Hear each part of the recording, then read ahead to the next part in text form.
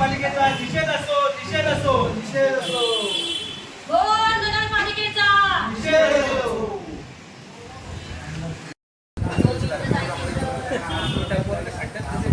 पूर्णपणे स्टेटला त्या एबीसीडीच्या कोडवर म्हणून तो वाचला.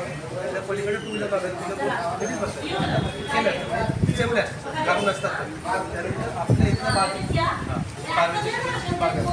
त्या बागेला टप्पा आहे रस्त्याला, वाडीकडे गेलेला आणि आमगाडीकडे खाली गेलेला रस्ता, त्याच्यामध्ये टप्पा आहे. त्या दिवशी एक बाई खेडेगावातली बिचारी ती सोसायटीत राहिल्या तिथे, ती ठेच लागून पडली अक्षरशः.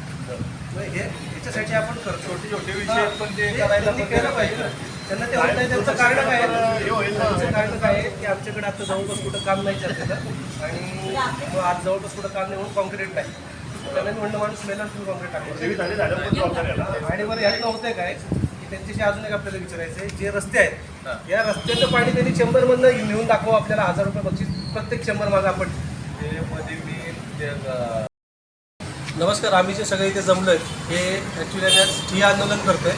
गेले 3 ते 4 महिने आपल्या भोर शहरात जागोजागी खड्डे पडलेले आहेत, काही अनधिकृत स्पीड ब्रेकर लावलेले आहेत. त्याच्या संदर्भात कायम आम्ही पाठपुरावा करत होतो, पण त्याची मागणी काय आजपर्यंत नगरपालिका प्रशासनाने पूर्ण केलेली नाही आहे. नगरपालिका प्रशासनातले अधिकारी आपल्याला स्वतःला जनतेचे मालक समजू लागले आहेत. त्यांना कुठेतरी याची जाणीव करून द्यायची आहे की ते जनतेचे मालक नाहीत, तर ते जनतेचे सेवक आहेत. आणि हे जेव्हा आम्ही कर भरतो तेव्हा त्यांचे पगार होतात आणि या सगळ्या गोष्टींचं त्यांना लक्ष यावं यासाठी आज आम्ही आंदोलन करत आहोत. आणि यामध्ये सगळे भोरवासीय, भारतीय जनता पार्टी आहे, शिंदे गट आहे, शिवसेना शिंदे गट आहे, राष्ट्रवादी काँग्रेस आहे, या सगळ्या लोकांनी या आंदोलनाला पाठिंबा दिलेला आहे. इंडिया महाराष्ट्र न्यूज चॅनलला सबस्क्राईब करायला विसरू नका.